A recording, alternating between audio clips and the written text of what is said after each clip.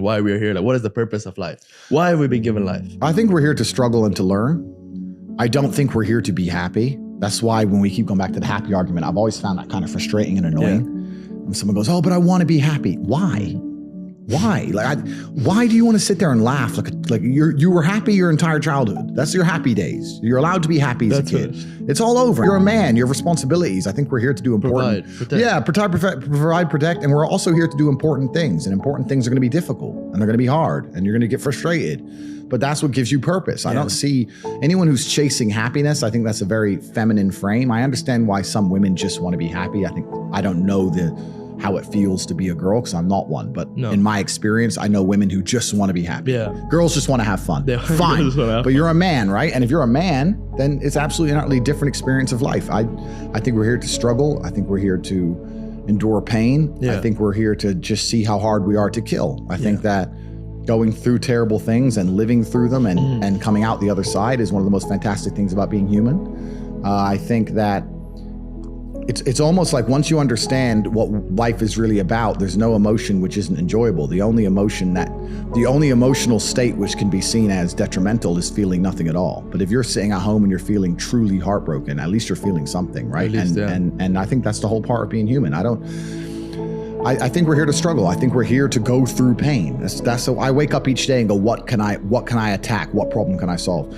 And look at history. Why did Genghis Khan wake up and want to conquer the whole world? Why did Napoleon conquer the world? Why did Alexander the Great conquer the world? You just wake up and just say, give me this, give me that. I want all of it. I need to, there's an army there, they're really big. We're better. It's intrinsic. You need to go and conquer. That's the purpose of life. If you don't struggle, you don't learn. God created us to learn and understand ourselves and understand other people and understand the world. And what did I say earlier? I said that you don't learn a lesson or you don't appreciate something without pain. So you have to struggle to learn anything. There's only two ways to learn things, the hard way or the harder way. If you're smart, you can learn the hard way.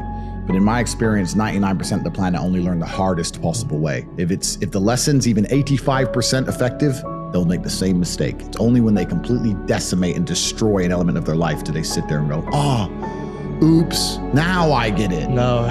That's how it goes. If you want to feel happy inside of yourself and you want to feel content and you want to feel stable inside of yourself, you need to live true to God. And I'm not saying you can't drink a little bit of alcohol or not party or not have a little bit of fun, but you have to be a good person. You have to balance life. You have to balance life. You have to be a good person overall. I know I'm a good person. And when the Matrix is trying to convince the world that I'm not, that just proves even further that I'm a good person. The world we now live in today, when the mass media machine is trying to tell you somebody is evil, you can know pretty well that person's probably good, and vice versa.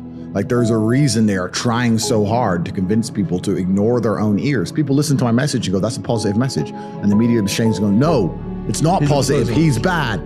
They're trying to brainwash you. I don't believe in the societal paradigms in which they have tried to construct this idea of happiness. I don't believe or subscribe to the way that happy and sad is currently understood by the masses of the population. I think if you are anything less than absolutely distraught, you are happy. You're a version of happy.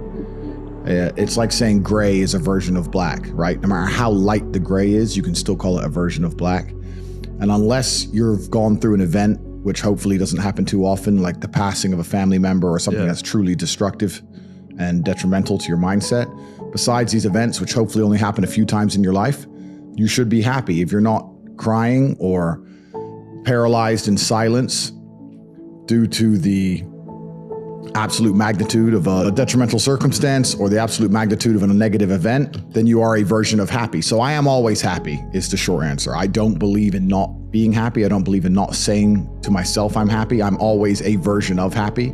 And this idea of chasing happiness and always being concerned and preoccupied with how happy you are is actually the biggest mistake that a lot of people make, I think, in the world today. Especially men who wake up and go, I don't really feel happy, so I need to get happier. And that's how they end up down a hedonistic path of drugs or alcohol or gambling, chasing pleasure. I don't care how I feel. I don't care if I feel happy or sad. It doesn't really affect what I do each day. I do the exact same things. I act the exact same way. I don't care. I don't put weight to the significance of the emotion. So I always consider myself a happy person, but if I woke up and I was slightly less happy one day than another, it wouldn't affect anything I do and I wouldn't put any relevance to it. I'm human, and that's life. And so yeah, am I any happier now that I have hundreds of millions of dollars than before I was broke? Yeah. Not really, but I was never unhappy. I'm the same state that I was then, that I am now. I have work to do and I will do it. It's as simple as that. You can't have a rainbow without a little rain. Exactly. And no matter how hard you chase pleasure and happiness, there's going to be dips and troughs in between. There's going to be come downs and downtrends. And you're going to have the juxtaposition between that time you were laughing your head off and acting giddish like a child and the time that you feel depressed as such. And I think it's much better to just adopt a very disciplined, stoic mindset. I'm always the same base level of happy regardless. If I lost all of my money today, I would be the same happy. Mm-hmm. If my net worth quadrupled, I'd be the same happiness. Yeah. As long as I am alive, which is a struggle, unfortunately, in the current climate, but as long as I'm alive and the people I care about and love are alive, and as long as God gives me the honor of doing my duties and providing for the people I care about, as long as I get to wake up and know that there's a whole bunch of people in the world who need me and I get to work hard to please them and do good for society and good for the world, then I'm a vessel of God and I'm happy enough to survive. That's all I look at it as. I don't ever consider how do I feel. That doesn't cross my mind. I have things to do. I have things to do. You're too busy to think about that. I'm too busy. I have things to do every single day. I have very important things to do, and how I feel really is not going to affect how I complete those tasks. Right. And when I speak to men, they say I'm unhappy or I need to be happier. I think that's absolutely the wrong frame of life. You're a man, you have duty, you have honor, you have things you should be doing regardless of how you feel. And the people who are perma-obsessed with happiness or sadness, I just think it's the wrong paradigm to view the lens of life. I think you should get up and do what needs to be done. I'm absolutely a positive influence, and that's the problem. The key word there is influence. The reason the Matrix has attacked me is because of that. It's because I am an influence. Yeah. And when they don't like influence. They don't like influence because I've not sold my soul. They don't control me. And normally when you become massively influential, they control you. You either sign a contract or you're a sponsor or you're a manager. A record label. Yeah, whatever. They have some kind of leverage over you to make sure you only say what you are supposed to say. I'm an individual which they do not control.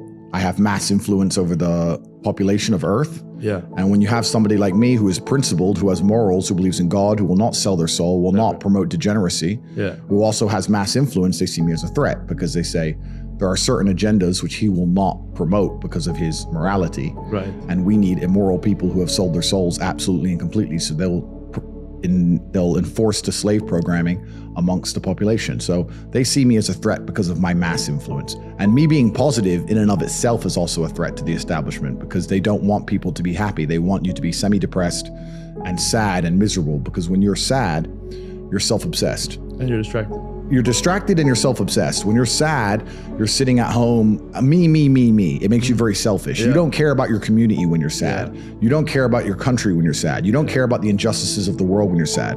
You don't care about trying to actually go and make the world a better place because you're too busy thinking about yourself. So they want you miserable, semi-depressed, sad, unhappy, so that you can sit at home and accept them doing whatever they want to the planet and other people without ever talking or standing up or doing the right thing. If you're happy, and motivated, you're going to be far more likely to fight against injustices.